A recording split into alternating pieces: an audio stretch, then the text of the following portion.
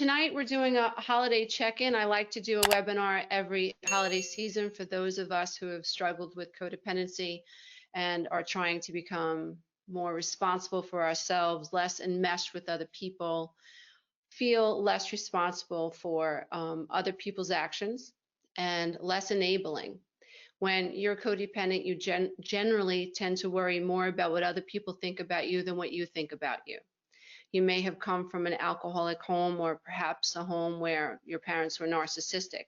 You were treated with indifference, or maybe your parents were codependent, or one of your parents was disordered, or there was an addiction present.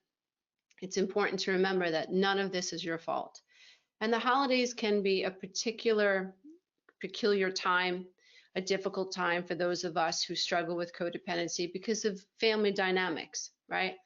If you came from a dysfunctional home, you know that most of the time there was the no talk rule. You are essentially taught that you're not allowed to talk about anything that goes on inside the home, outside of the home. If you are codependent, you are in a one-sided relationship. You cater to the needs of other people. You subjugate your needs for your partner, and the relationship is off balance. And if you're in a codependent marriage, this is what you're representing to your children, and they do absorb this way of relating. So I have created a document. There are things that I want to go through, and after I run through the presentation, then I will be taking your phone calls live. So let's get started. So codependency implies that we have some kind of a reliance on another person. It is essentially a problem with the way that we relate to others and ourselves that is rooted in childhood. Feeling unseen, unnurtured, invalidated, and treated with indifference can create identity issues that manifest as codependency and represent themselves as codependent relationship patterns. So codependency is not a personality disorder. It's not recognized by the DSM. However, it can overlap with attachment disorders and dependent personality disorder. Those diagnosed with attachment disorders and personality disorders will often suffer from codependency symptoms. So you can think of codependency as traits of behaviors that tend to have you focusing on the needs of others rather than on yourself. What you have to recognize is that codependency, if you're codependent, you will be in a one-sided relationship. The needs of your partner will absolutely trump your needs, and you will seek validation in the catering to your partner. So you're actually seeking a sense of self. So when you think of codependency, think of it as traits of behavior that tend to have you focusing on other people rather than on yourself. And you take on the role of servant, giver, rescuer, and fixer. If you're codependent, you generally have a low opinion of yourself. You may not even feel aware of yourself. You may not know who you are. You may not feel like you can ever say no to other people. You may feel like it is your responsibility to cater to the needs of others. Codependents feel most comfortable in the role of giver. Codependents generally need to be needed. Feeling needed helps a codependent form an identity. And feeling needed implies one is worthy enough to stay in a relationship with you. So if you are codependent, you might force someone else to need you. You might show up and do things for this person that they don't even want you to do, but you tend to force yourself on people perhaps, and you're trying to get people to allow you to take care of them because you don't believe that you are worthy enough. So your sense of worth and your identity comes from how well you're able to take care of other people and how well people need you, because many codependents don't feel good enough unless they feel like people need them. So codependency has a lot to do with denial. Codependents have a difficult time making decisions, trusting themselves, honoring what they feel, and enforcing boundaries. They will minimize how they feel and focus on the needs of others. Denial of childhood trauma makes healing from codependency challenging. Codependents tend to be compliant. So codependents struggle with denial of what they need, and to make matters even more complicated, we tend to be those who have a difficult time making personal decisions. So we often default our opinions to the strongest personality in the room. We don't feel safe expressing ourselves, and so we keep our opinions to ourselves in fear of being criticized. We struggle to try and fit in and prefer not to rock the boat. We tend to be highly agreeable and compliant, even though this is the nasty side of codependency.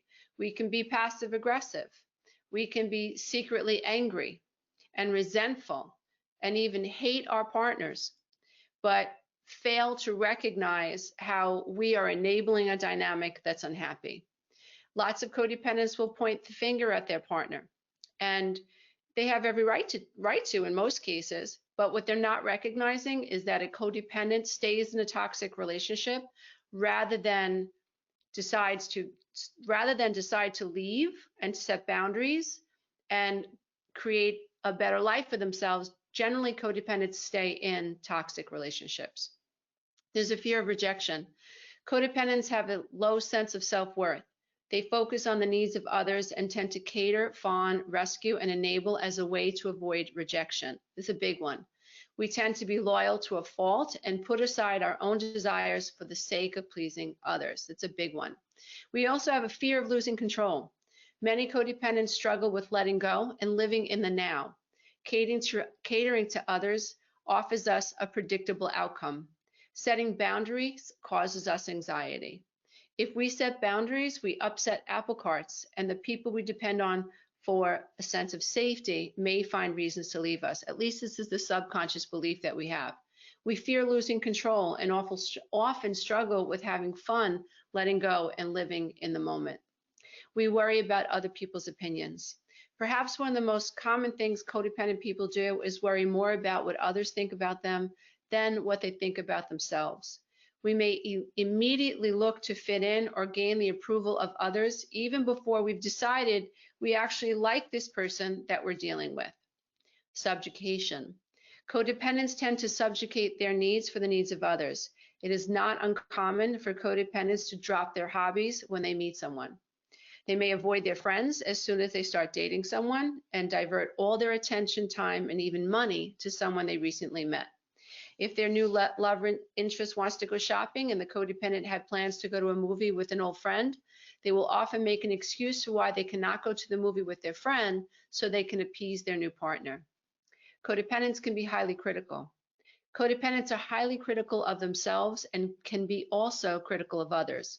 As children, we may have come from homes where being humiliated was the norm. Overly critical parents condition children to be self-critical and in turn condition them to see others through a similar lens, until of course they meet a new love interest.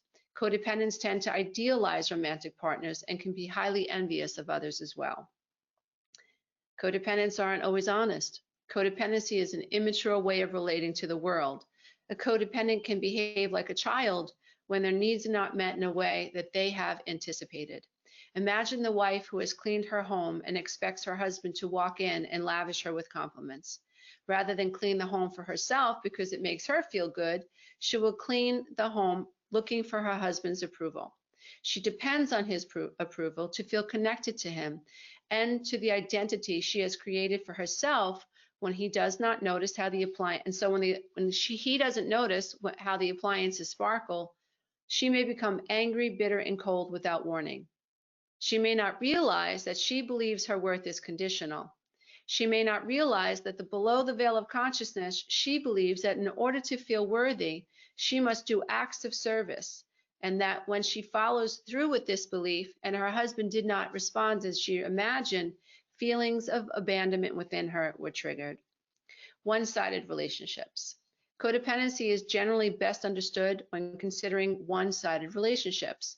When you are someone who feels like you need permission to spend time alone, take a bath, or even find a new job, or if you feel that the person you love is your superior rather than your partner, you may have the codependent bug. You are often the one who ends up apologizing first, even if you know you did nothing wrong. You tend to acquiesce and conform so as not to upset others. You are known as the peacekeeper and the giver. Sadly, in lots of cases, codependent people tend to attract takers. You generally feel lost. When you are codependent, you lose yourself in the lives, the emotions, the wants, the demands, and the needs of others. You literally feel like it is your responsibility to make others happy and to fix their lives.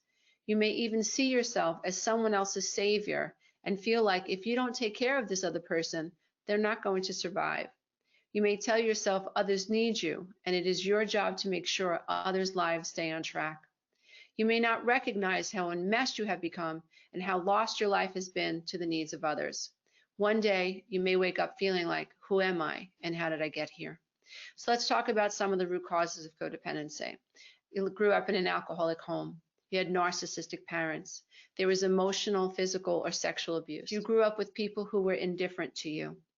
You were punished for expressing an emotion. You came from an unstable home environment. Perhaps there was lots of moving around. Maybe you were bounced from foster home to foster home. You had codependent parents who were playing out this codependent, narcissistic, or codependent enabling dynamic. You have abandonment trauma. So you felt abandoned by a primary caretaker. Maybe your dad left when you were 3. Maybe your mom left your dad.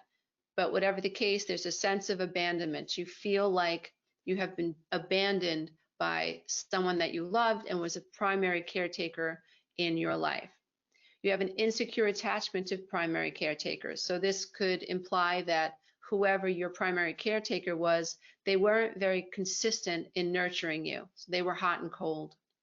You grew up in an unpredictable home. Maybe there was a lot of yelling. Maybe there was domestic violence. Maybe there was fear of not having enough money to buy the next meal. Maybe you never knew if the gas was going to be turned off on your home. You grew up in an unpredictable home that made you feel unsafe. You grew up feeling ignored, unloved, and unnurtured. You felt like you were born but not raised. Like there was really no one that you could go to, that you could secure yourself to and get the mentoring and the nurturing that you needed to feel like a whole person. So codependency is a survival skill. Learning to cater to others can be viewed as a survival technique. Narcissistic parents who, for instance, are highly demanding may favor a codependent child who seeks to please the parent versus a child that does not and acts out. Catering to others is a way to secure attachments, even if they are unhealthy attachments. Making other people our focus is all we know how to do. Since we were little, we had such little attention, love, empathy, and compassion in our childhood. Codependents are only trying to survive. So there are things that we need to recognize in ourselves, like this idea that codependency is our way of finding a sense of worth. Taking care of others helps a codependent person feel good about themselves. So we don't feel good about ourselves because we're a self, because we're a human being. We feel good when we're taking care of other people. So what happens if we have no one to take care of? What happens to feeling good? We don't feel good because we identify below the veil of consciousness, our sense of worth is coming from being able to take care of another person. So our happiness is actually tied to something in the 3D world, which is not what we want to do, which is why so many people are so messed up, because our sense of self is attached to something outside of us. So codependency impedes our growth, others' growth. When a codependent person feels the need to jump in and fix the lives of others, they are taking away the other person's right to learn how to take care of themselves. The conflict this creates for the codependent is, who am I if others don't need me? And when you're on the healing path, you're going to learn to say no to other people. And it's very uncomfortable because it causes you to bump up against all of your worst fears, your fear of abandonment, your fear of having people see you as rude. You're not going to be seen as the nice guy anymore, or the nice lady anymore. You're the one that's starting to say no. So you're losing all of this validation. And then you'll find that people that you love, people that you know, they want you to cater to the needs of other people. And when you say no, they might get angry at you. And that's a very slippery slope for a codependent in recovery. But hang in there because it does get better. So what we have to recognize is that you are enough. So one of the greatest things that you can do to help yourself heal from codependency is to take steps to increase your level of self-awareness. Remember, codependency is living below the veil of consciousness. We live in a world that's dualistic. There's light and there's dark. Our minds are just like this idea of consciousness, in that we're both subconscious and conscious at the same time. So you can see that we're light and we are dark at the same time. So what we're trying to do is merge these two polarities and become one. We want to overcome the darkness within, and the only way to do that is to raise our level of consciousness. It's to recognize that codependency is living below the veil of consciousness. And it is not any way to live, because what you're doing is you're recreating karmic patterns from the past. And karma is nothing more than the cause of law of cause and effect. We are not going to get away with the things that we think we get away with. The things that we do in the dark are known to the universe. It's known to energy. There's nothing that we can do and get away with it. And so that's why I feel like it's so important to awaken, to understand what codependency is, so that you can really begin turning your life around if you're in a place that makes you unhappy. So number one is understanding that you are enough and recognizing that codependency means that you're living below the veil of consciousness. Isn't it amazing that human beings can be born and can walk around animated and be completely unconscious, literally unconscious? To me, that blew my mind. When I realized that I was codependent, I was in a dysfunctional marriage, and I started to understand I hadn't had a conscious thought my entire life, that I was doing what my mother had always done. I was seeking my father's validation. It blew my mind. And it was in that moment that I said, I'm going to do everything I can to be as conscious as possible.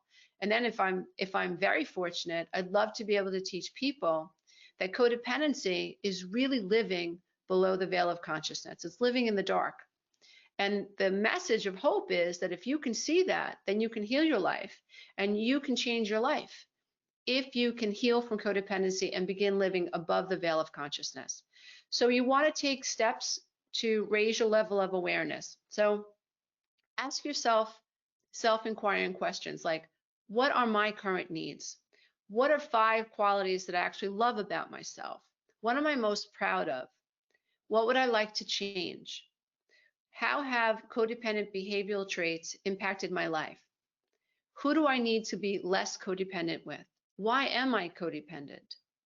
These are questions that are going to allow you to begin to open up your level of awareness so that you can start acknowledging the codependent patterns within you.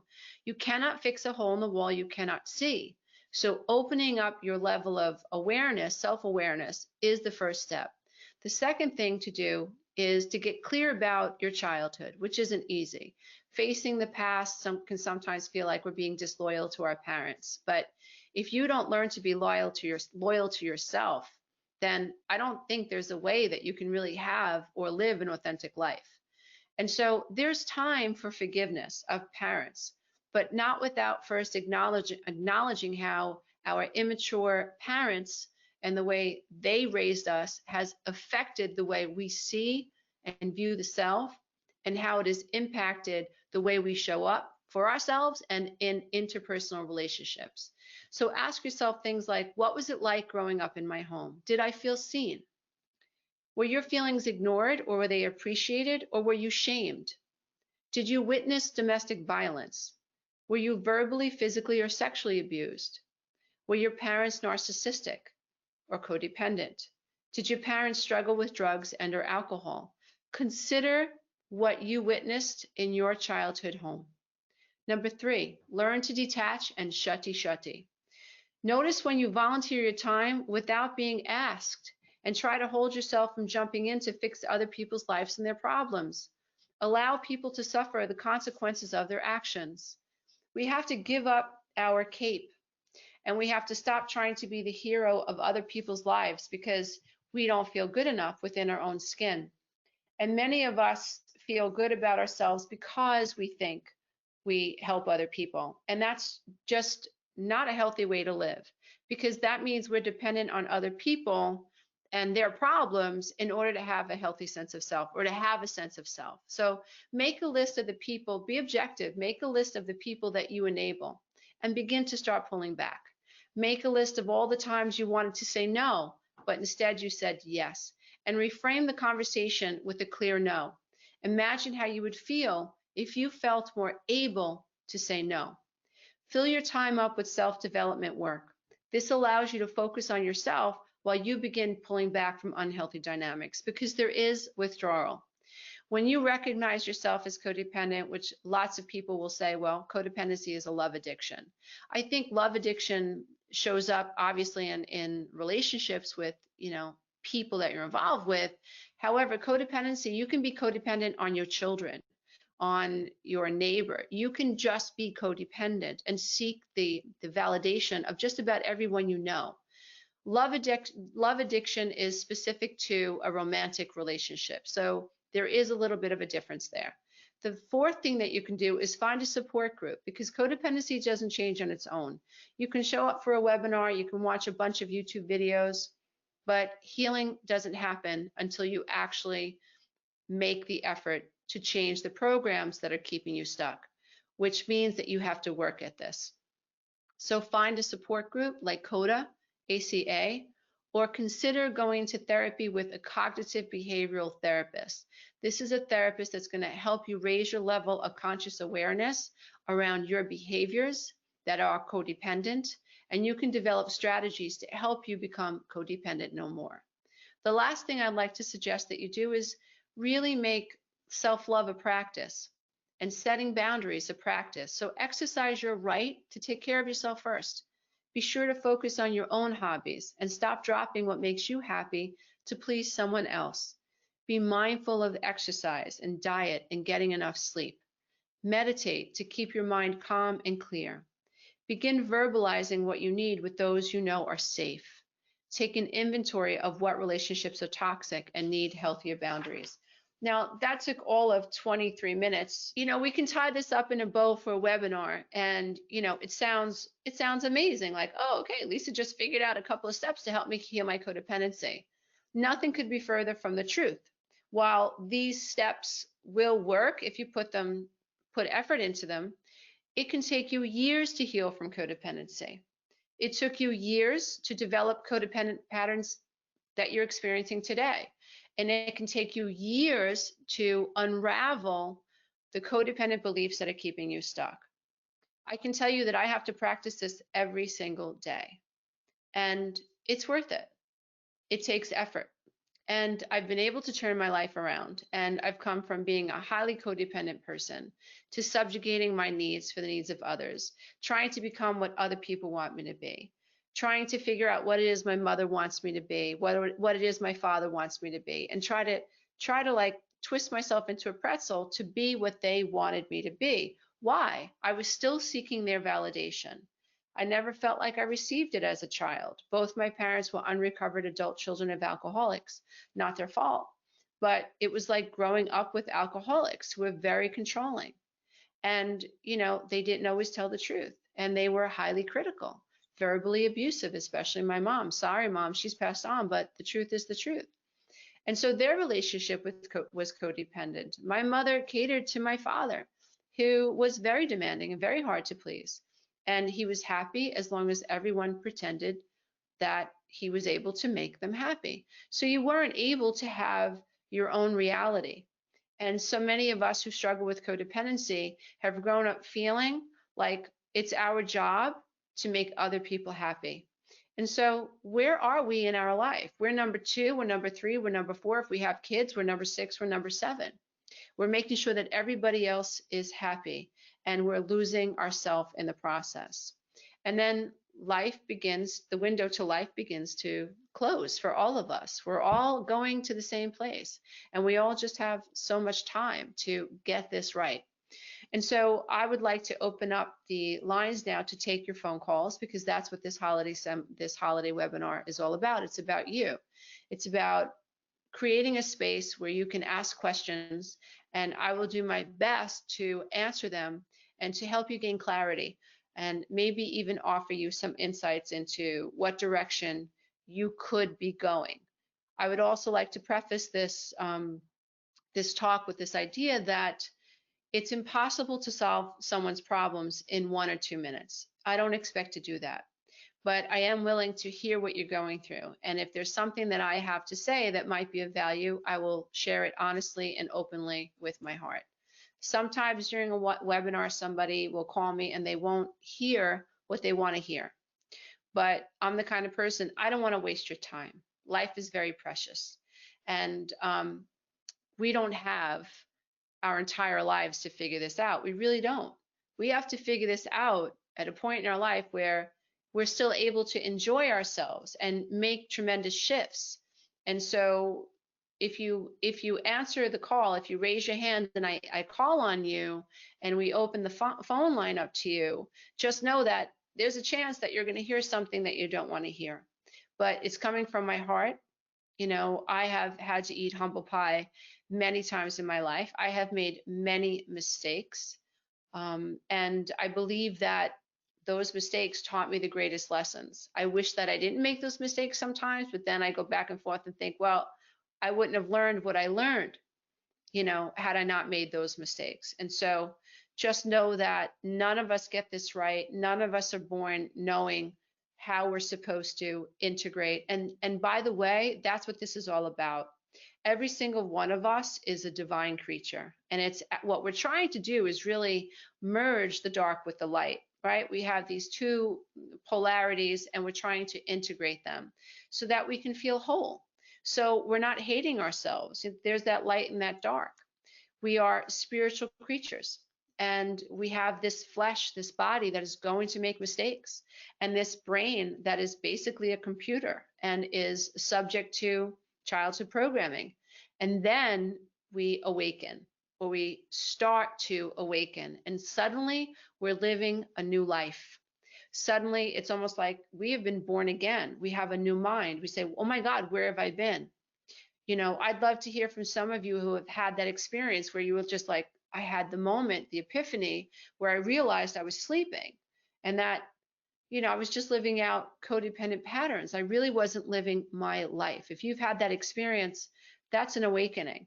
Now, the goal is to keep the ball going because that window can close. You can go back to sleep because the default mode network in the brain is a real thing. We have been designed to be flesh creatures with a brain that is completely on autopilot. And our job, or the goal as human beings and spirits incarnate in these physical bodies, is to awaken and to know that we're actually a higher self that has the ability to control what's happening in the mental field so that we can actually change our lives and move it in a direction that is pleasing and is pleasurable and really defines who we really are as people. So I'm just going to go through the list. Hi, Anna. Hello? Hi, Anna. How are you?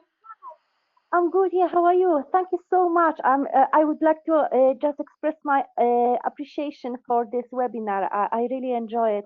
And I would like to ask some question because Absolutely. I'm 30, yeah, I'm 36 just now, and I separated from my family. I'm coming from the quite dysfunctional family. With Right. the father who was an alcoholic, mom was a narcissistic person who abandoned myself and my brother and chose her new partner to live with. And I haven't been in touch with, I mean, I haven't seen my mom for the last 15 years since I moved in abroad. So, and my brother also has a history of being a drug addict. So it's quite dysfunctional, and I believe that just by moving away from them, it would be just, the only way to live a normal life. And I've got my daughter just now. She's 12 years old, and I'm having a really good connection with. I have a very strong bond with my daughter, so there is no concerns about that. But I would like to ask about my mom because I'm at the moment I'm on the yoga teacher training because I'm very much into personal development and all the stuff that I went through to teach me, how I can help other people. And I'd like to find out because after not seeing my mom for 15 years, I finally found the strength to tell her that I'm actually working on forgiveness towards her for all Wow. the things that she did to me. And, that for the things that she has never been there when I needed her the most. And unfortunately, the reply that I got from her, because it's a Christmas period now, so it was the time when we just exchanged the messages. and to exchange the wishes, Christmas wishes. And she actually showed all the full symptoms of being a narcissistic person. So she started putting the blame. She started playing a victim, that she had. Yes, she did have a bad marriage with my father, who was a violent person, but that still doesn't justify the fact that she actually didn't care neither about myself, neither about my brother. Like, we were left at home for all weekends when I was 14 years old, and I had to take care of myself and my brother, not knowing where my mom was because she was spending all the weekends with her partner. Hmm. And she actually, in her message, she said that she's surprised that it has taken me so long to forgive her, and she doesn't even know what she did wrong. And now my question is that, should I even, because the tone of the message was like she didn't even care about how I feel. She started putting the blame on me, that saying that the moment when I was thrown out from the home, when I lived with them, and it was because my father was disabled. And when I came, first time when I came home from living abroad, and I earned my own money, and I decided that I wanted to spend this money for the artificial leg for my father because he was disabled, he had the amputation of his leg. And that really upset my mom and her partner, Mhm. basically they threw me out. And God. yeah, and I'm just thinking that, is there any point for me to even tell her what she did wrong, or I should just stay quiet and, just forgive. I know that she did her best, but sometimes doing her best, it still can be quite toxic. She can still be quite toxic even by doing her best. Oh, yeah. I mean, you're talking about, and that's what happens. You have a narcissistic parent who cannot hear you. You know, Mm-hmm. you you are in yoga, you're taking this webinar, you're learning about codependency and narcissistic abuse, and you're recognizing, like what I just said in the webinar, you're investigating your childhood. And Yeah, you know that the way you were raised, the abandonment, the betrayal, being left alone, having mom choose a partner over you, yeah, and then you having the love for your mom to say, listen, I'm working on forgiveness, and this is what I'm forgiving. And she comes back with, you're crazy. Like, I don't know yeah, why yeah. you're so That was, upset. yeah, yeah, absolutely. That was exactly her reaction, telling me that I'm just finding the reasons to go crazy, and what I'm talking about is absolute absurd and nonsense. Yeah, it's one of the things that's very difficult for the child of a narcissist, because especially if you're someone who's trying to forgive, because Yeah, generally when when we're able to forgive someone, this is someone who has said, I know I hurt you, and I'm really sorry. And so we go, okay, you acknowledge it and you have empathy. I know that you see me and you hmm, understand that this behavior hurt me. Now there's some level of trust in the idea that you're not going to do it again, because you have the ability to imagine how I feel. Not so with a narcissistic mother. It's just not so. yeah, They cannot empathize with their hmm, children. They really do rationalize spending the weekends with their boyfriend. They rationalize drinking. They rationalize drugging. They rationalize fighting with your stepdad in front of you and throwing things. They're able to justify all sorts of toxic behavior. They're not able to hmm. imagine what it was like for you as the daughter. Now, that No, protects her. That protects her from feeling shame. Now, a hmm, healthy person is able to recognize that something they did hurt you, and they want to apologize for it. But when you're dealing with a narcissistic mother, you're probably never going to get that. The question is, what do you do about it? yeah, If you know that this is how she's going to be, which my dad's never going to admit to the verbal abuse that he lashed out at towards my brother, more towards my brother than anyone. He'll never admit it. And we know that. My brother knows it. I know it. My sister, we all know that that's just not going to happen. And so we just don't bring it up anymore. We just don't. Because what happens a lot of the times is we get stuck thinking that we have to convince this person that they were wrong. We have to get this person to understand their narcissistic behavior. It doesn't work. Yeah, or see our point, but is it worth it? It's not worth it. Yeah, It's not. no. What is worth it is like forgiving her and recognizing that she's living below the veil of consciousness, and she probably really doesn't understand. She doesn't get it. And so people who are living below the veil of consciousness, they don't get it. And Hmm. it's not worth you losing yourself trying to get her to acknowledge what she's done. She's on her own path and she's going to have to figure it out. Um, and I do think it's worth it for you to continue doing what you're doing, being a yoga teacher and working on forgiving her and releasing her so that anger and that resentment and that abandonment doesn't stay stuck in your body, Yeah, that's true.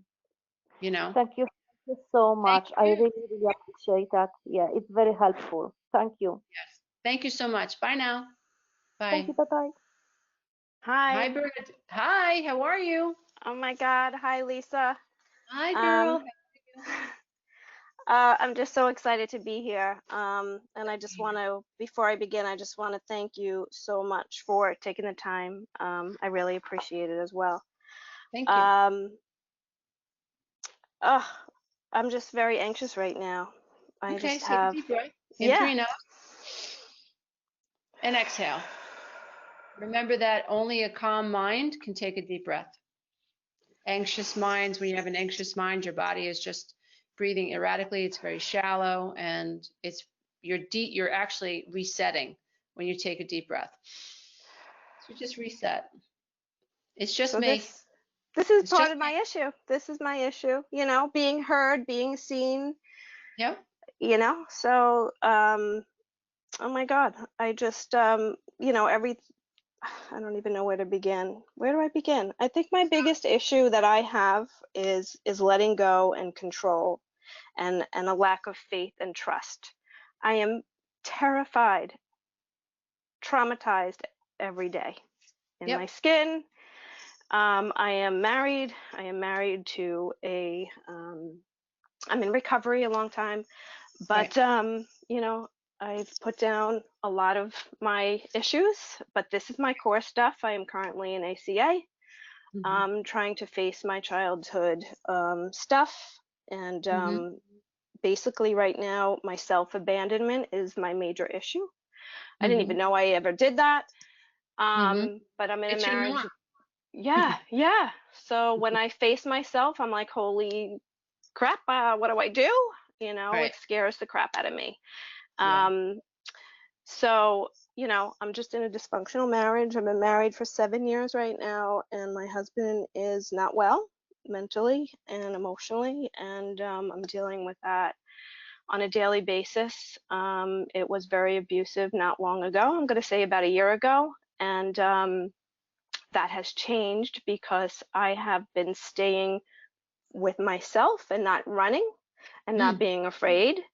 And I Mm-hmm. truly believe that I think he had a nervous breakdown, but that's my personal opinion. I Mm-hmm. really don't know what's going on for him. I'm just staying focused with myself and I'm not running because my whole life I ran from one relationship to another.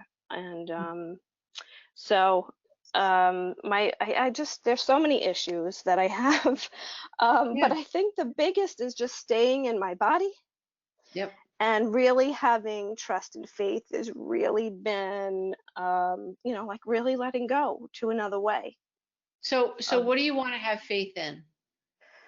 myself, believing in myself, knowing Believing my in what? worth, my worth. Okay, your worth. Okay. And if you could believe in your worth, how would your life change? I would feel at peace. Okay. And I would be at peace. I would like to be at peace to make decisions, to go where I need to go, to do what I Right. need to go, to be. Right. Right. And So go ahead. Go ahead.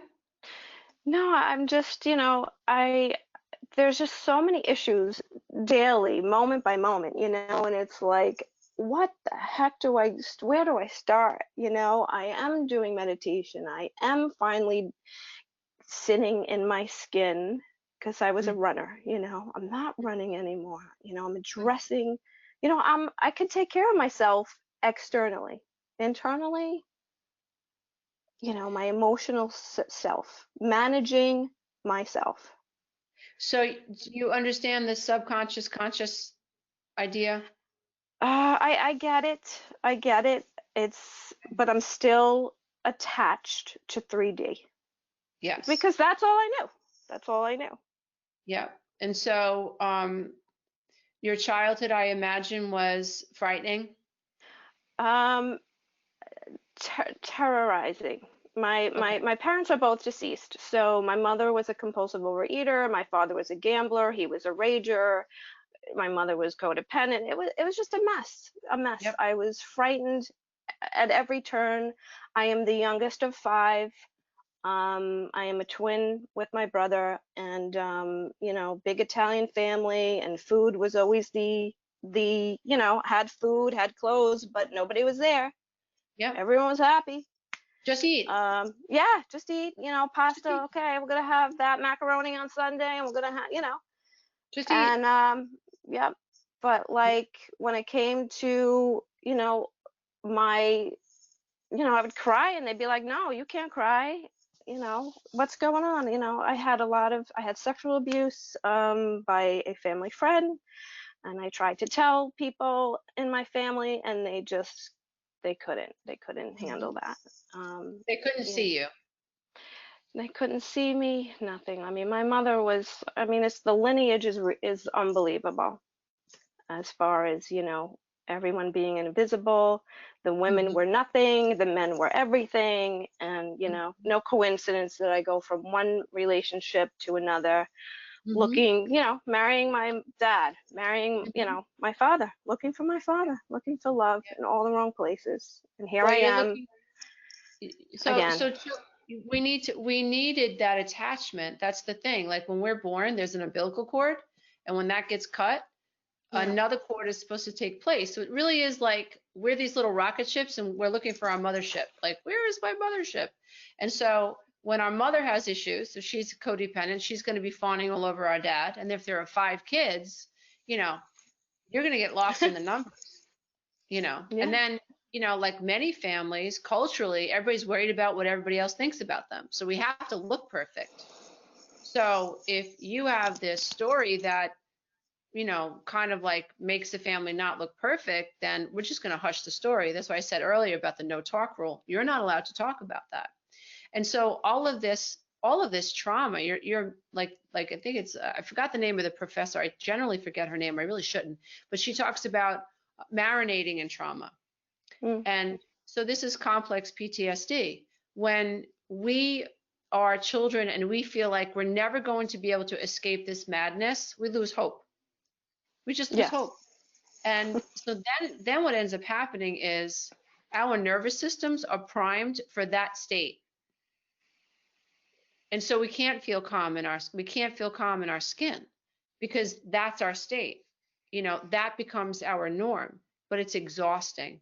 And then what ends up happening is we hit a wall because physically, emotionally, mentally, it's not fun anymore. And then you have an experience, like you said, with your husband having a nervous breakdown and experiencing abuse, that becomes like a breaking point for you too. Like, I don't want to live this way anymore. I can't hold any more of it. Yes. When you come out of denial, you're coming out of denial. That's why you're uncomfortable. Hmm. Yes, When, it's exactly what you're saying. Yes. And I just, I'm very proud of myself in many ways. Huge, good. huge. You should be. However, Hmm. yeah, but like you're saying, like I can't hold it anymore. Like You it's can't. exhausting. It's so I exhausting. work full time. I'm trying to deal with myself at work and being around sick people at work and dealing with my triggers there. I'm coming a long way with myself there. And then coming home to my husband, and then like, it's like this routine. I go to work, come home, make dinner, do my meetings, go to sleep, do it. I'm just like, Mhm. ah, Yeah. like I'm Yeah. just like, I'm afraid I'm gonna just break down. And Yeah. uh, I Breakdowns get, lead to breakthroughs. I will well, tell you that.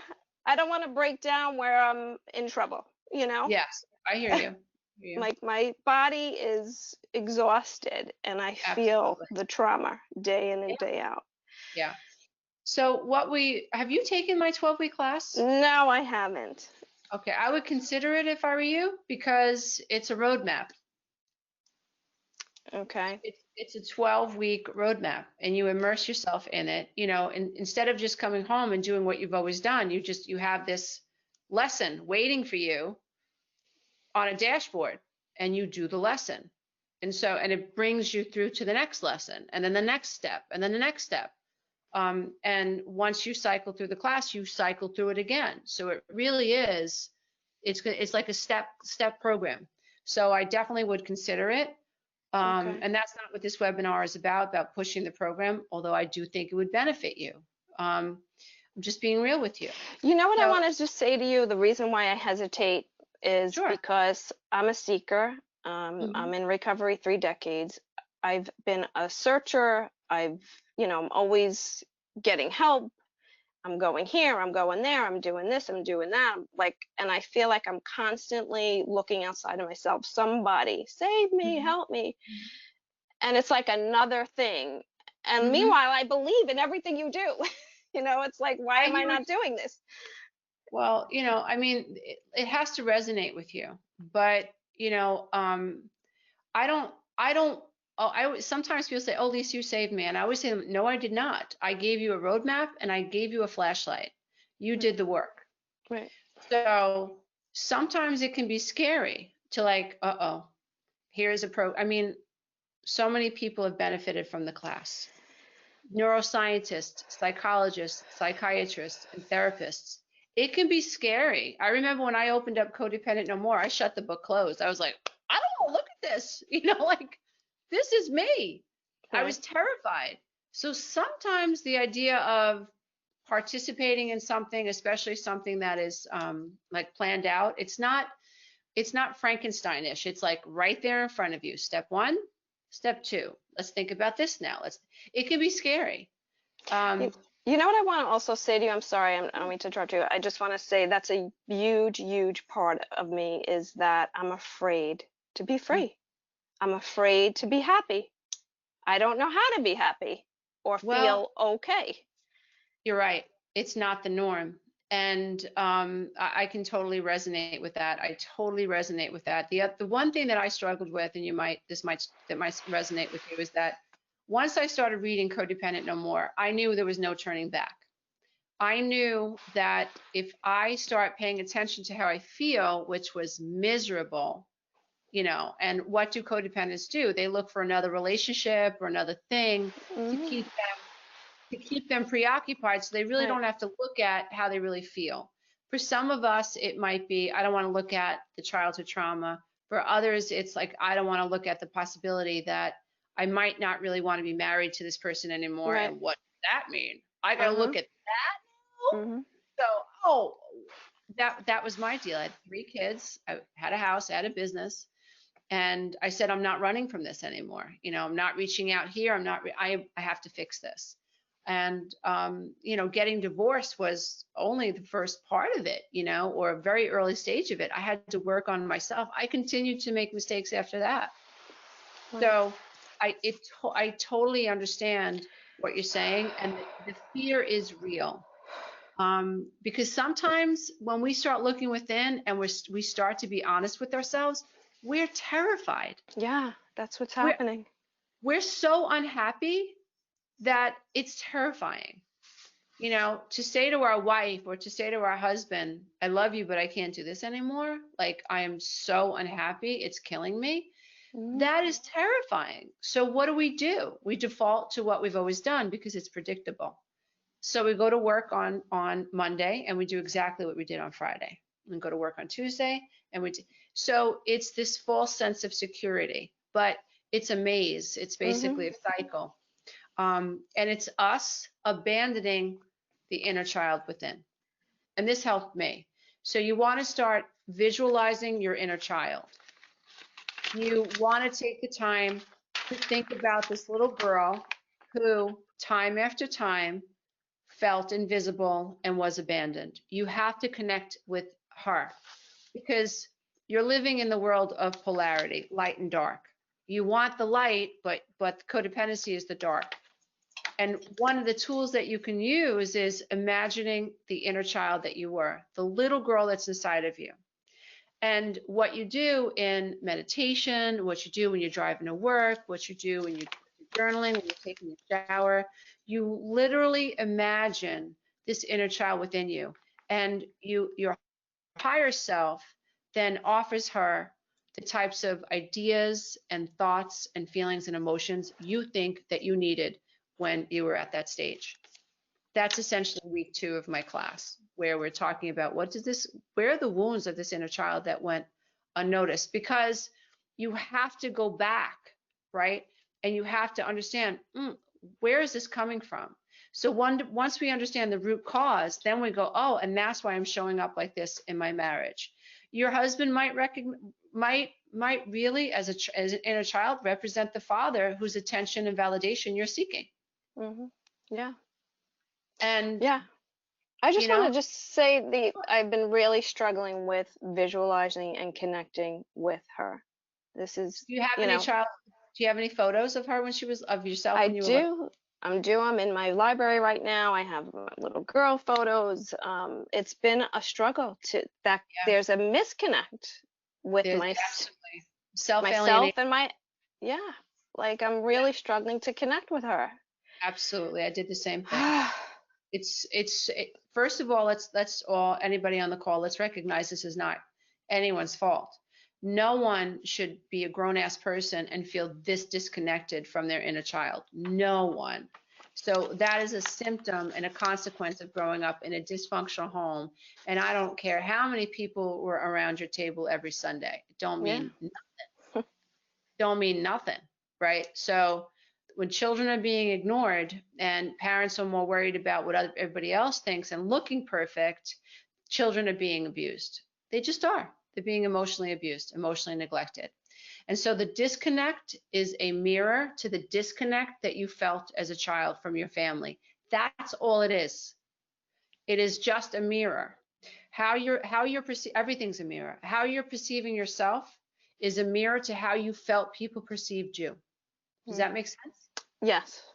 Right. Yeah. So the disconnect is real, but I want you to understand it's just a mirror. It's a reflection. I have a hard time with that. I know what you're saying. I feel like it's so deeper than a disconnect. Like I have been so dissociated and I'm finally coming to that realization. I lived like that my whole life. So like the dissociation it's wild. Yes. It's wild. Yeah. And the reason you're going to struggle, the reason you're struggling, you're so uncomfortable is because you're thawing out.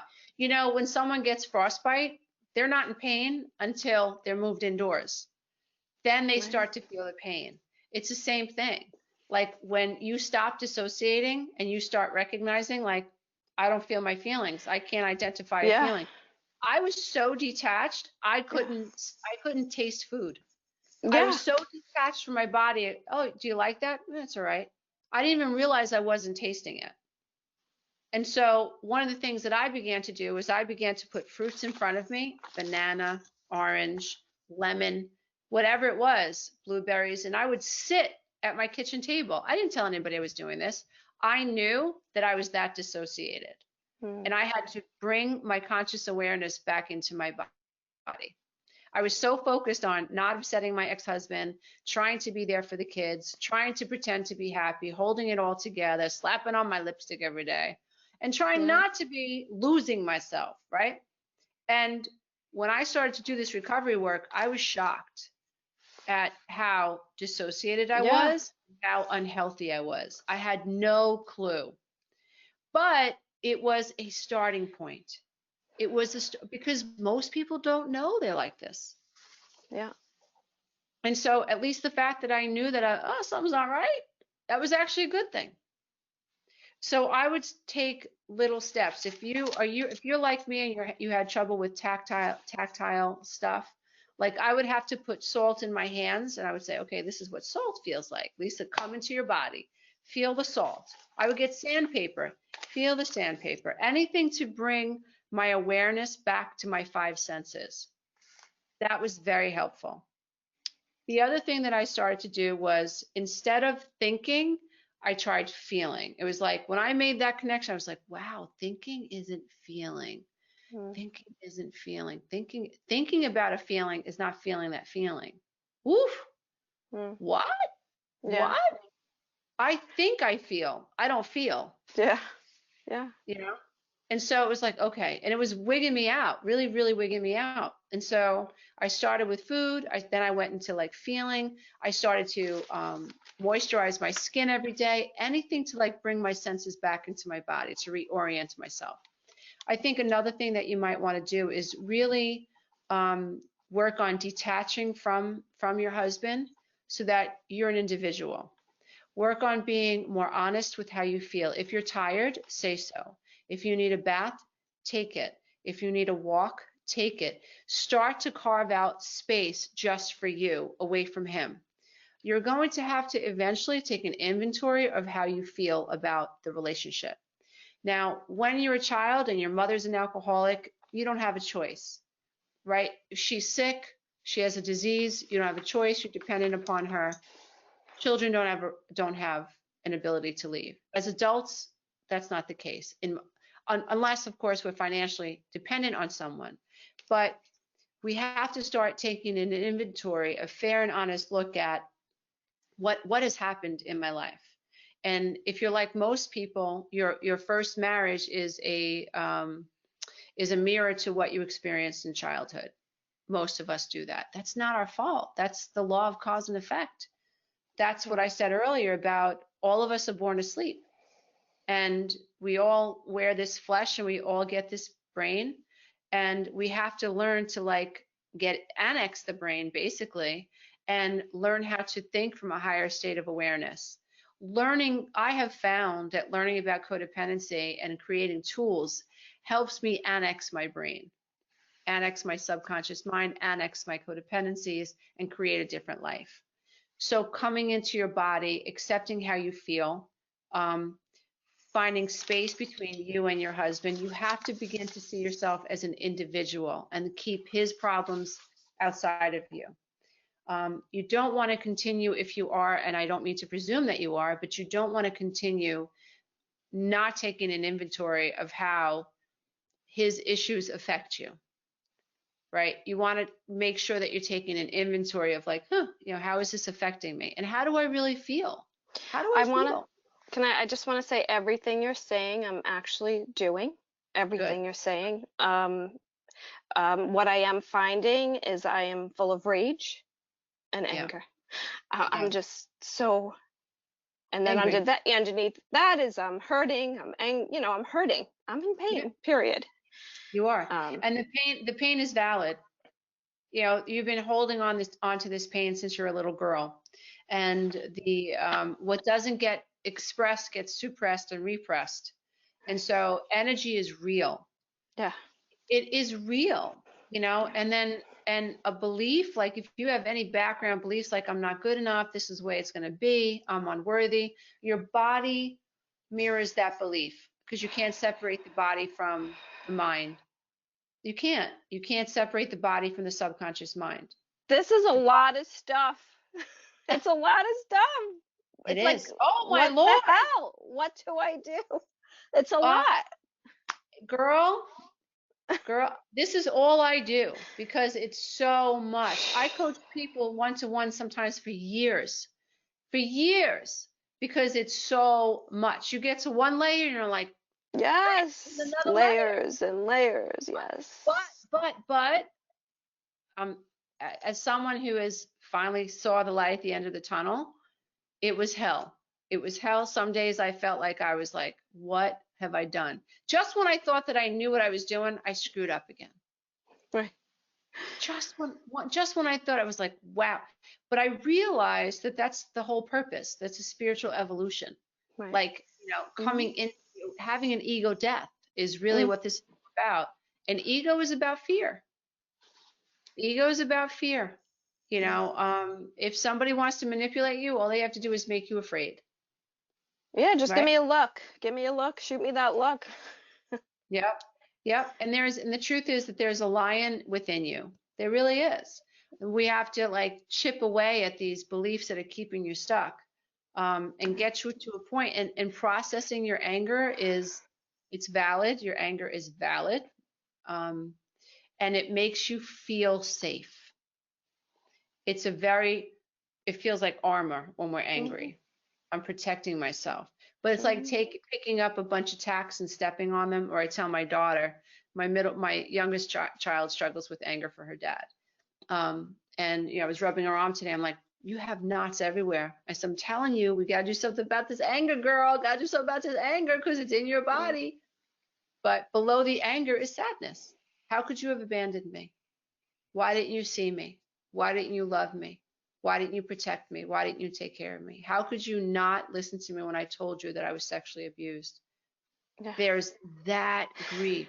Yeah. How could you have left me standing out here to handle this as a little girl all by myself? Where were you people?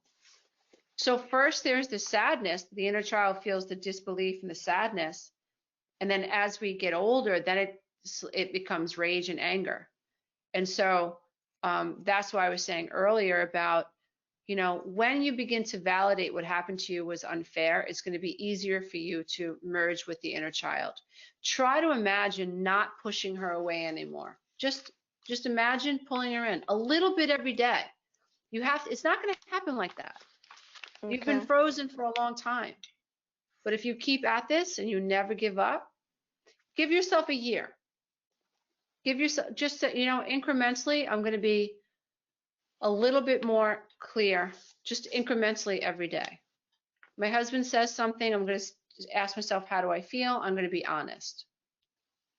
And then if he has a reaction that's unfavorable, I'm going to be honest. And if he continues and it's still unfavorable, I'll set a boundary. I'm just going to keep walking towards my truth, little by little by little by little by little. But if you give yourself a year, give yourself 18 months, but I do think that you're a perfect candidate for my 12-week class. You can get it at half off, take it on your own. You could start tomorrow, start today. Or you can wait for a live class and have live streams with me every Saturday. The choice is yours, but I think you sound like you're somebody who needs the direction. Yeah. Yeah, I do need direction. Yeah, Is your next class is it February? Is it still open? Yep, I have the class that launches in February if you want live streams, and Monday through Saturday, my life coaches are answering the questions. I have the live stream on Saturday. Sunday is a day of rest. We take it easy, try to have fun. You got to detach even from recovery work. Yeah. So you got to let go. That's a day for yoga. You go get your makeup done, your nails done, whatever it is you got to do. Go get a massage, take a nice long walk. It's a day just for you. But like I said, you can also take the on-demand class too if you like. It's up to you. I made it available for COVID because people were in quarantine, and they wanted to start it now. They didn't want to wait. Whatever you decide. But you're on the right path. You're awakening, and that's why it hurts. Very painful. Yeah. It's you know what? The awakening is just making you more aware of the pain. It's coming to the surface now. You can't hold this anymore. I'm very reactive too, so I get very nasty. I mean, mean. Yeah. Very mean. Like I was this submissive girl when my husband met me, and now I'm like, don't even, because I will F you up. And I don't want to come from that place either. That's not, and there's days where I'm okay, I can manage myself, but like I don't want to be so reactive, even with women at work. It's so common because the pendulum swings to the other side. Yeah. Yes. It's like I'm barely holding on, so you better not get close to me. Yeah. I'm ready to tell everyone to go F off. Yeah. So it's a survival skill, and it's just an indicator that the pressure is just a little too high right now, and you've got to find a way to release it. Yeah. And you need steps to do that. Yeah. I'm very aware. The pendulum is starting to come down. It's still higher, but it's starting to Mm-hmm.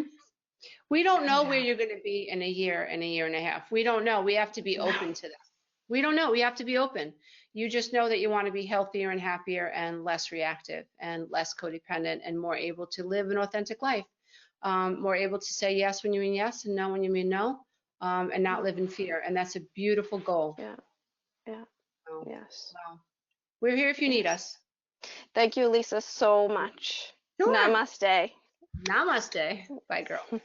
Bye. Okay. As the holidays are approaching, I find it like it's so hard. Like I don't know, it's really weird. I wrote something down earlier today. Okay. So I just want to read it to you because I knew you were going to have the webinar and I'm so happy about it. Good. I'm glad. So Okay. I am going to read to you what I wrote. I said, Dear Lisa, as the holidays are approaching, I find myself getting more easily triggered and anxious. It's weird because I kind of feel this magnetic hold or weight on me, and I don't like this feeling because it's uncomfortable. Why do we get more triggered during the holidays and birthdays? I would love a refreshing reminder that the heaviness that I'm feeling today is not because of me, or at least the heaviness that I feel in my heart space has a lighter purpose. I think it's a great question, and you're not crazy. Science has proven, research has proven that during the holidays, a lot of people have heavier emotions than at other times of the year. And I think it might have something to do with expectation and the remembrance that we didn't have the best childhoods. In some cases, it's like holidays, the big SH. Holidays should be picturesque. Holidays should be this way. But if you came from a home where the holidays were never the way that you would have imagined them to be, sometimes there's some spillover. Muscles have memory, and your unconscious or subconscious self is very aware that it's the holiday season, and your conscious self is like, wow, I don't, why aren't I happy? If you're not happy during the holidays, that's okay. That's one of the reasons that I do these holiday check-ins, because so many of us put pressure on ourselves and that we feel like, oh, we're supposed to be so happy, but we're not. We come from dysfunctional homes. We're struggling with some heavy duty stuff, codependency stuff or narcissistic abuse or dysfunctional family stuff. And we just have this expectations that everything's supposed to be hunky and dory. I think that advertisers do a ridiculous job trying to infuse everyone with the idea that they should be happy, that we should be spending all this money to make our loved ones happy. So it's a great opportunity to be reminded that you're less than, right? Like your life isn't that great, and her life is, right? So I think there's a lot of that goes on. A lot of, we just start comparing ourselves to others. And I think that we think that the holidays should be this amazing, happy time, and they're just not for so many of us. And I think that that's okay. And if you're thinking that the holidays should be a certain way, then you have an expectation. And I think having an expectation is very challenging because it takes me out of the now. I want to learn to embrace how I feel and surrender to what I feel and not be in resistance to what I feel. I think that a lot of people feel this way. I don't think there's anything wrong, but I do think that there is absolutely extra pressure during the holidays. Everywhere you go, there's holiday music, right? Like you should holly jolly Christmas. You're supposed to be holly and jolly. Well, what if I'm not? So suddenly that, right? You're not listening to Christmas music in February, in March, or holiday music in June or July. It's like, oh, here it is. Here's that expectation. So it becomes a ruler. Now we're judging ourselves against this ruler. Society says I should be holly and jolly. It's just another way that a codependent person starts to judge themselves. It's just another way. Right? So would you say that you would not feel this heaviness if it wasn't the holidays? Yeah, I noticed that ever since I left my family and I went no contact with them, because the holidays was the time where we would all get together and my grandma would make food and somebody would end up crying at the dinner table, and somebody's Christmas gift was better than the other person's and everybody was talking about it. So like I just feel like it was just a way to mask a lot of the really horrible things that were going on. So I get really bad, like I'm noticing like with every birthday or holiday, like Thanksgiving or birthday celebration, like my like post-traumatic stress responses get a little bit more heightened, especially during the night. Like, so I'm just like, is this normal? It's you know normal. It's you just answered your own question. You answered it better than I did, because the holiday season is a trigger for you. It's a trigger for a lot of people, you know, and you're remembering, but that doesn't mean that you don't wish that your family was together and healthy. So there's this missing and longing of the tribe, but then there's also the conscious, like they were sick, and hmm I don't want to raise my daughter around that. But that doesn't mean you're not going to long for the desire that they were healthy, and so that's important, that everything that you're feeling is normal. You got to embrace it, right? So the heaviness that you feel is normal. There's nothing wrong with that feeling. It's valid. You have a dysfunctional family. The holidays were traumatic. There was this great contrast. You went no contact. It's the holidays. You wish that you didn't have to go no contact, but you did. But you did. You did it for your your mental health, your children, your husband. You did it for you. And so it's a very mature choice to make, but that doesn't mean that it doesn't have heaviness. So it's okay that you feel this way. I wish Thank I could you. tell you that you shouldn't feel this way, but for someone in your situation, it makes sense that you feel this way. So the best thing Thank that you you. can do is validate it. Just validate yourself. Of course I feel this way. Okay. How does that feel? When you think about validating how you feel, right? We have to learn to validate our uncomfortable feelings rather than deny our comfortable feelings, hmm right? So how does it feel to consider the idea that it's better to embrace your comfortable feelings than deny them? How does that feel? It feels peaceful. Good. Yeah, yeah. Give yourself a break. This is a difficult time for you, anytime we go no contact with our family, the holidays are going to be tough, you know. And you could have the most dysfunctional people in the world as family members. That doesn't mean that you stop loving them or you stop wishing that they weren't healthy, So Mhm. we have to learn to embrace it, We have to learn to embrace it. Thank you, I hope teacher. that helps. I hope that helps you. Okay. Thank Bye. you. Welcome. Take care of yourself. Bye.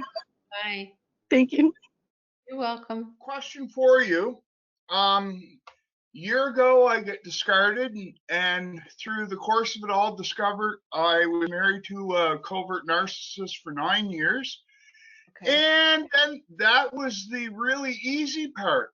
The hard part was learning that I've been in a 43-year relationship so far with a malignant narc mom who raised me. Oh, And yeah. I am the rescuer, the scapegoat. I have one brother who is the golden child. All of the cliches that I will listen to and watch, I am. So I'm Mm-hmm. coming on to my first holiday season alone, and I thought I was doing good because I've gone no contact with my ex Mm-hmm. and gray rock with my mom as much as I can because I am her enabler. She's disabled, Yeah. and I do everything for a senior citizen. Yeah. How do I keep my sanity I know. in this? What form are you in recovery? Are you going to CODA? Do you have a support group? Are you following any protocol? Are you doing I'm any? Okay. I'm trying to do CODA. Okay. Um, And really, it's with your help. I learn and I learn and I learn. Well, that's a beautiful thing, Frank, and I feel very honored that you turned to my work to help you. I don't take that lightly, so I really do appreciate that. I first want to say I'm so sorry that you've grown up, with a malignant narcissist for a mom, and I'm very sorry that, you married a covert narcissist. I am happy that you're awakening, however, because that means your life will improve. You're going to have to learn a different way of thinking, a different way of being, and behavior is going to have to change. If you have a malignant narcissistic mom who's disabled, then she relies on you probably for everything. Is that correct? That was 100% correct. We live in a rural area. She does Yeah. not drive. I do it all. And I have done that since I've been 8 years old. Oh, So wow. I've got 46 years so far, and all of a sudden this divorce, when I got discarded, I knew nothing. I didn't even know what a narcissist was. Yep. Suicidal for 4 months, all of that, been through it, understand how it goes. Mhm. But what I'm trying to understand, which a previous caller touched on, and it may sound cliche to people that don't get it, but when you're codependent, and as long as I have been, is it Mhm. right to say, Lisa, that I question, do I know what being happy is, or was it someone else's happiness projected onto me? Like Um, I question everything. yeah, you're doing the right thing. You're having an awakening. You're Okay. having you're having an awakening. You're peeling off this layer of yourself that other people needed you to be to make their life easier. And certainly being a caretaker to your mother since you're 8 years old is conditioning you and programming you to think that, and it is a good thing. Let's face it, being a doting son, there's nothing wrong with that, as long as mom recognizes that you need your own life, and as long as mom realizes that you need a break, and as long as mom isn't exploiting the bond that you have, as long as she's not making you feel guilty and responsible for Oh, catering to her. unfortunately, Lisa, I all my life I thought I was different, and I knew our relationship was strange, but I never knew it had a name Yeah. because she's always operated under a place of guilt and shame, right? Yeah. All the time. And now that I know, and you're right, it's awakening, I guess it's any tips to try to keep my sanity during this holiday season? Yeah, I think that, it's not going to feel natural for you to take your eyes and turn them inward, right? When you're codependent and you've been groomed to be, someone's caretaker, your eyes are fixated on the external world. What can I do for other people? You're a very kind person. You can pick up on the needs of other people, I'm sure. You live to make sure that mom is okay, everybody else is okay. But when you get discarded and you start to realize that mom has this malignant narcissist thing going on, it could be very isolating. And it can make you feel afraid, almost a little paranoid, like I can't trust people. And so just know that that's normal. But you're going to have to, I really do think that it's very important that you don't try to do CODA, you do CODA. CODA is online now. Like you could go to a Zoom meeting every single day. And if you go to, some CODA classes now are like over 100 people on the call, and they break out into like 3 or 4 different rooms, and you're Yeah. actually interacting with other people just like you. That you might feel like there's no one else in the world that's like you. You're not alone, Frank. There are people who are going through the same thing as you do, and you need to connect with those people. You can join my Facebook group. You can bring your questions to the group. You can bring your feelings, your sentiments to the group. Are you part of my large Facebook group? Actually, Lisa, I had to get off social media because of Okay. flying monkeys, Okay, I right? understand. I understand. Yeah. Yeah, I understand. I It's understand. it's a hard road when you're awakening. Oh, yes. Boy, Do you have my book, Codependent Now What? It's not you, it's your programming. no, that's on the list. I'm working through the Code of Blue book right now, Okay, and, cool. and trying to do Melody Beattie's book. Okay. And then I guess it's almost, Lisa, sometimes overwhelming because there are a lot of different resources, and like the Coda book, the Melody Beattie book are pretty much standard, and Yeah. then right, go from there.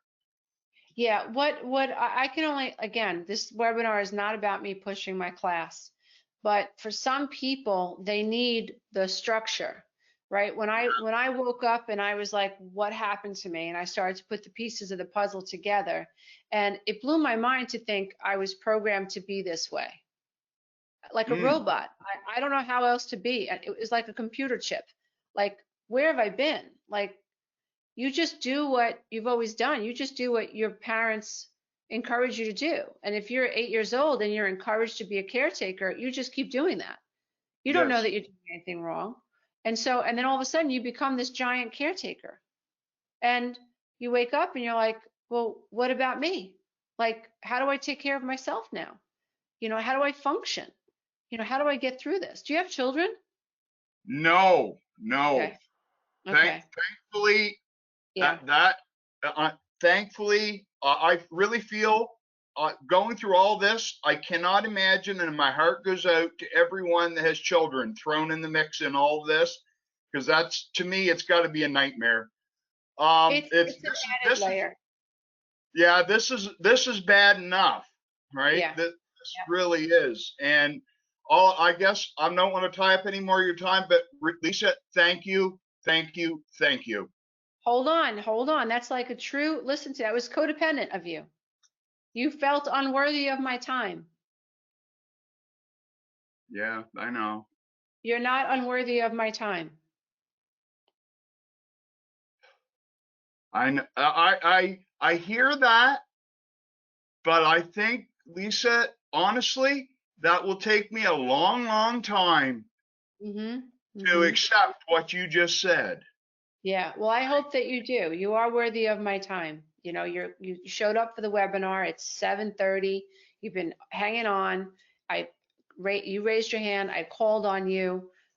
You're worthy to have your question answered. Thank you.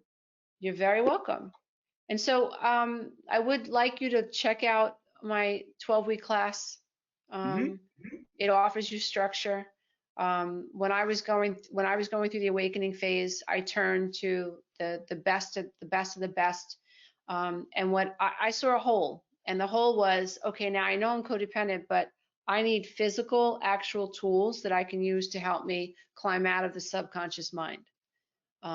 And that's where I center my work. I center my work on how to fix it. And so I'd like you to at least investigate it. Yeah. If you don't do that, I think it's really important that you get online and you look for a CODA meeting and you show up. And do you live alone? Yes. Okay, so you want to make sure that you do self-loving things. You go for an hour, a walk a day. You listen to healing meditation music on your walk. You discover a hobby. You throw yourself into it. You make sure that your house is organized. You make sure your finances are organized. You start to take care of you. You make sure that your diet is not perfect, but it's very good. You make sure Uh, that you go to bed at the same time. You wake up at the same time. So you it's want to take your focus and put it on you. Does that make sense? It does. And if you'd like to hear a quick good news story, Absolutely, absolutely. here's a quick good news story. I've spent all my life using food to self-medicate to the point I've been morbidly obese all of my life. Mm-hmm. Since I was discarded, I did try changing my life and Mm-hmm. my relationship with my food, and I'm 165 pounds down. Wow. So when you're not abused and you can actually have some clarity, it's amazing what you can accomplish. Wow, Frank, you're on the road. You're on the Uh, road. You're loving yourself. You're loving yourself. And you trying, know what? When we have abusive parents, we comfort ourselves with food. It's normal, but then we have to find a loving relationship with food. yeah, We see, have to. Hmm? I had a narcissist that medicated with food teach me. That Yes. was my 8-year-old self learning that, everything now at 54, I'm trying to relearn stuff that normal people learned when they were 10 years old.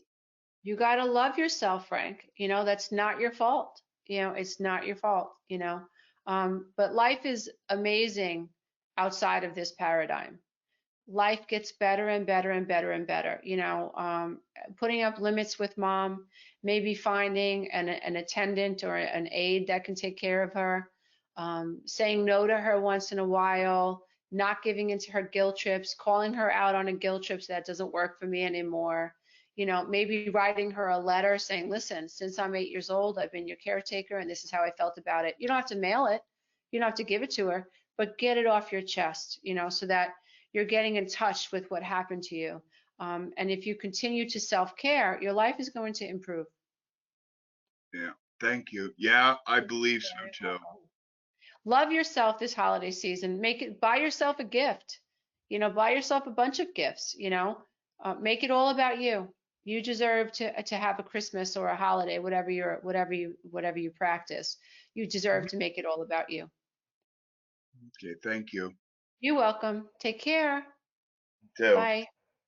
So, in my opinion, my family my mom was very religious, and my ex-husband tried to use God against me and religion against me, and I just got to a point where I just had to save myself, and I just don't think that I agree with you that there are just things outside of religion that can't be fixed. Religion can't fix a personality disorder.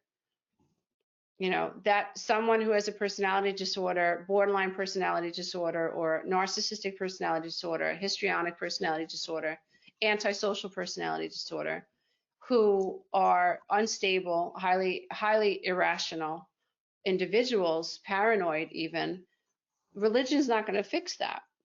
And so we need these people, and you have to be able to, this person needs to be able to ask for help in order for them to get help. And if they're not asking for help and they think they're okay, then the abuse continues.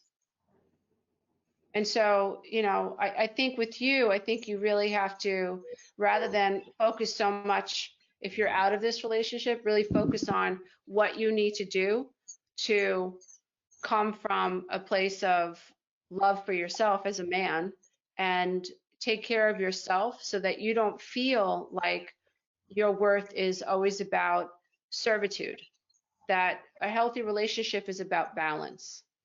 And you're never going to be happy in a relationship if you're someone's doormat or if you think that your job is to just rescue and fix people. As you can see, givers generally attract takers, and it's never enough for a taker. It's absolutely never enough. And if you're a kind-hearted soul and you've been taught to be the fixer as you were in your childhood, it's going to be second nature for you to go, I'll try to be good. I'll try to call her sooner. I'll try to do this. I'll get another job. I'll try to figure out some way to make her happy. It's never going to be enough for someone who is disordered, and religion can't fix that. And I think for those of us who grew up in very religious homes, we can almost be shamed for going outside of the religion, not talking to the pastor, taking it to a therapist. But I think all that does is keep the sickness going. It perpetuates the sickness, and it's ignorance. It's absolute ignorance. When we're talking about a personality disorder, we're talking about someone who's abusive. Nothing's going to change that. That person needs help. And the system, if it stays closed, is going to perpetuate the abuse. So now you, as a victim of someone who is insatiable, you have a choice to make. You know, if you keep going to these people who are telling you that you're wrong, you're only going to stay sicker. And so at one point, you have to question the entire system. I think we all, no matter who we are, we all get to a point where we have to question the system that we're born into. And we have to figure out, does this system work for me? Because if it's killing me, God doesn't want that. God is love. You know, God is growth. You know, God is me living in spirit and being able not to have my spirit crushed by someone else. That's not love. You know, God wants me to experience love. You know, God wants me to be loved. This is not love. So then I have to choose to love myself. You know, and we shouldn't have false gods before we shouldn't have false gods. You know, and if God is within me, I can't put someone above me. I can't. The relationship has to work. Otherwise, it makes no sense for me to be in the relationship. So I think, again, this is an awakening. It's like, oh man, I have to question everything, my family system, you know, my religion. I gotta question everything. That's the purpose of an awakening. And when you come out the other side, you find your true self. It fits for you. And now you're like, I know who I am. I know my value. I know my worth. I know that's wrong. I know that's unhealthy. Not doing that again. Oh, she's exhibiting, you know, some narcissistic traits. Not doing that again. You know, I'm going to go over here. That's still uncomfortable. Not for me. I'll go over here until you find what actually fits. You're having an awakening. But I definitely, if I were you also, I would look into the CODA meetings also. They're online. They're fabulous. They're absolutely fabulous. And, you know, if there's like alcoholism or addiction, try the ACA meetings. You need life skills. You need tools. But yeah, you are worthy and you are enough. And you know what? You've been a rescuer your whole life. You've been groomed to be a rescuer like Frank. And it's time to break out of that shell so that you don't live your life in servitude to people who are abusive. You have to be yourself. You have to love yourself. How did you get past feeling guilty? Now when I see them struggling, I still find that guilt creeping up when I wonder, well, maybe if I would have did this better, if I would have did that better, and I start. Yeah, that's very like at a better time. Well, that comes from a lot. That comes from not having enough people in your life teach you that you're enough. It comes from you being taught that it was your job to take care of everybody else and not take care of yourself. So that's conditioning and that's programming, and it's unhealthy. It's natural to have empathy for other people, but when we're struggling with codependency, we become over responsible. And then we attract people who exploit that in us. And now we're stuck. Now we're stuck. And if we have to learn, that's why I said, I don't know if you caught the beginning of the webinar, one of the things that we have to do is start to detach and focus on ourselves and not feel guilty for feeling good. If you go to work, you have a right to feel good. You have a right to make sure that you live the way you want to live. You do what you want to do. That's your right because you made that happen for you. You're entitled to that. You made that happen for you. You know, you're supposed to be enjoying your life. You're not supposed to be miserable. Unfortunately, being miserable is far too many people's norm. You know, I hope to help people realize that's dysfunctional. The norm is balance. The norm is peace. The norm is self-awareness, self-accountability, and being able to set boundaries with people who are unhappy. That's the norm that we're looking for. And when we recognize that we were raised to be a rescuer and a fixer, we have been abused. We have been taught to alienate the self. That's abuse. Wow. It's role reversal. No child should have to take care of another child. No child should have to take care of a parent. No child. It's role reversal. Because if you look back, if you look at people objectively, oftentimes you'll see that people just refuse to do what they should do or what they could do. I've often got blamed a lot for that, and you know, like, wait a minute, this wasn't even my fault. Exactly. That's good. That's an awakening. And it's not natural to, if you've come from a home where everything was your fault, it's your job to take care of everybody, you know, it's terrible. It's just terrible because now it becomes a struggle to just love yourself. And someone blames you for something and you think, oh my God, you know, you have this guilt from childhood, this responsibility from childhood, and you just go right into doing it again. And it's abusive. And so you are having an awakening. You're like, wait a minute, I didn't do that, you know, and you have to see guilt and shame as weapons because they are. Nitpicking is the gateway to narcissistic abuse. Where are you? What are you doing? It's 4:35. You got out of work at 4:30. Why didn't you? That's abusive. You're a grown ass. You know, there's, you know, I can see, you know, keeping in touch with someone, but to be berated because it's 5 minutes after I walked out of the door, that's a little excessive. That's excessive, and that's abusive. You know, relationships should be peaceful. There should be freedom. There should be freedom for you to grow and be yourself. And I really, I hope that that's what you find because you're worthy of it. Oh, I think my question was, at 64, is it too late to learn how to not be codependent? I get this Because, question yeah, asked a go lot. ahead. So again, I'm sorry. Because what? Just listening to you, I just realized that I am. Wow. I know. How does that feel? How does that feel? Kind of sad in a way that I didn't realize sooner. What makes you feel like you are? Well, just I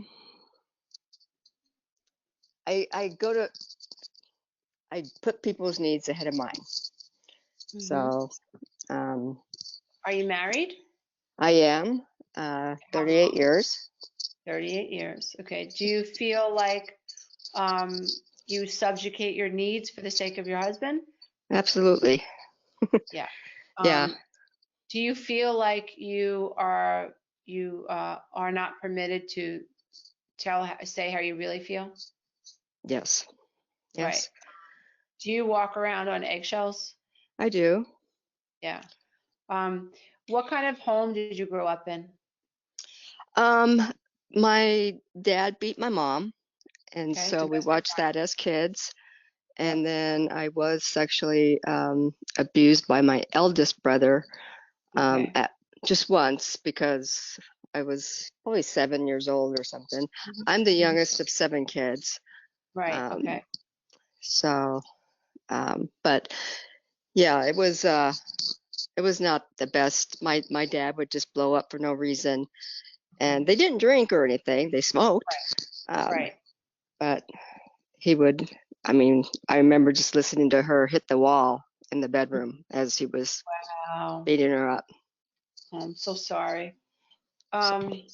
Yeah, so you grew up in an unstable home, unpredictable home, raging, incest, brother, domestic violence. You were the youngest of 7, so you saw a lot, and you know you've been affected by this. So would you say that you grew up feeling like it was best to stay small? Yeah, and I actually still do that. I always tell people I try to stay under the radar. Yeah. But we didn't really sit and chit chat with our parents. We just, that wasn't something we did. Yeah. Well, that's a lot of people from our generation. You're 10 years older than I am, but you know, it's within this, it's not that far off where we grew up when we were seen and not heard. And I think a lot of people from that generation, parents just didn't understand that children were being brainwashed, that they were being traumatized. You know, I've worked with domestic violence abuse survivors, and they've said to me, I just thought as long as he was hitting me and he wasn't abusing the kids, it wasn't that bad. Right? Yeah. So she's doing a loving thing, thinking like, I'm going to throw myself at him and I'm going to get in his face so he doesn't hit the kids. And loving, you know, just wanting to protect the children, but not realizing who knows this stuff, right? But not realizing that it's much bigger than that. The energy of the home is sick. The energy of the home is toxic. you know, and children are now being brainwashed to be small and be little and not rock the boat, and no one is tending to their needs, and so now they're learning to cope the best that they can, which is basically out of pure survival. And then Exactly. we take these survival skills into our relationships. So to answer your question, I don't think it's ever too late to like try. I don't think Okay. it's ever too late to get back in touch with that inner child, to integrate with that inner child, to rescue her, and to fall in love with her, you know, and to learn what she's all about and give the inner child the opportunity in you to really, really flourish. You know, are you afraid of your husband? Am I afraid of him? Yeah, No, not really. I mean, he is good, intimidating to a lot of people, right, but I'm not. I good, I guess I'm afraid of his anger, so I okay, don't. I've never set a boundary. I didn't even know about boundaries. right, right. Um, How could you? so if I said no, if I do say no to him for anything, um, he gets angry at me and he'll not talk to me for a couple of days or say something mean to me. Right. Um, So so that's dysfunctional, right? That's dysfunctional. That's, you know, you set a boundary and then you're stonewalled or you're given the silent treatment as a form of punishment. Bad girl, Mary, you all didn't right, follow the rules, right? You didn't follow the right. rules, you know. You didn't stroke my ego. You didn't make me feel good about myself. Damn it. That's so I'm gonna true. get, I know. I'm going to get you. I'm just not going to talk to you, right? The best thing you can do in that situation is say, okay, great. Don't fawn, don't chase, right? Okay, you have a right not to talk to me. No problem. No problem. But you also have a right to ask yourself, how do I feel about being treated this way? Do I like it? You know, and every once in a while you can throw out and say, you know what, I really don't like being given the silent treatment, but if you're not going to talk to me, I think I'll go for a walk. Because you want to end the enabling, right? And you want to end the push and the pull. Codependent relationships like this are very cat and mouse, right? So he pulls away and then you might chase him to make sure that he's not too mad at you. And then you got the balance going again, right? And then the minute you set a boundary, you pull away, then he pulls away. Oh, that feels uncomfortable. And you got to chase him again. And so I'm not surprised you married someone who is like this because your dad was a rager. Not saying he's a rager, but you know, Yeah. you married someone who has anger problems, you know. Mhm. And you learned how to deal with that because of childhood. Oh, I'll stay small, I'll walk around on eggshells, I'll fawn, I'll people please, I won't cause too much of a fuss, and daddy will be happy, you And know. I've lost myself. I mean, I don't even know who I am anymore. Yeah, yeah. Well, your self is there. That's the good news. Self never leaves. We psychologically disconnect from self, but self is always there waiting for us, right? So it really is like this, we're trying to heal this polarity. So we're living below the veil, we have to live above the veil, and somehow we have to merge mentally the two. We have to, and that's what I do. I try to teach life skills to help people, like inner child work, the meditations, the journaling, the video trainings. I try to teach people how to integrate the subconscious mind with the conscious mind and to annex the brain. And once you learn, like, oh, you start putting the pieces of the puzzle together, you're like, oh, I'm a little girl again. Daddy's mad. That's not good. Yeah. I'm afraid of what he might do next, so let me acquiesce. But what you don't realize is you're just perpetuating the cycle that you were in when you were a little girl. But the great news is that if you can bring enough awareness into it, you can start breaking that paradigm and creating a new reality. And I just think it's fabulous. I just want to thank everybody who showed up for this live webinar. We had close to 400 people attend live, and that's just an amazing thing. What a great way to spend a couple of hours right before the holidays, you know, just learning about how we can heal and how we can improve our lives and how we can love ourselves. And you know, I firmly believe that every day that we heal is actually bringing more love and light into the universe. It really is. As you heal, you help heal the world. So from the bottom of my heart, I want to say thank you for that, for the class at half off. Namaste, everybody. You are enough. You are enough. And look forward to the replay of this webinar. If you love this content, check out the next video and don't forget to click the link below so you can take the codependency quiz. And if you are in no contact with a narcissist, there's a reason. Narcissists will use this time of year to try to break no contact. They'll drop presents off at your house. They'll send flowers to your office. They'll try to get in touch with the kids. They'll try to get in touch with your mother. They'll try to do something to get you to call them, right? And to thank them. And then guess what happens? If you ignore it, they call you all sorts of names because you were ungrateful. If you accept it, then they lure you in and they end up berating you anyway. It's a rabbit hole. So this holiday, if you are in no contact with someone, remember that there's a reason for it. And don't allow a narcissist to use the holiday as an excuse to get you to talk to them or meet them or do anything that you've decided that you don't want to do in order to protect yourself.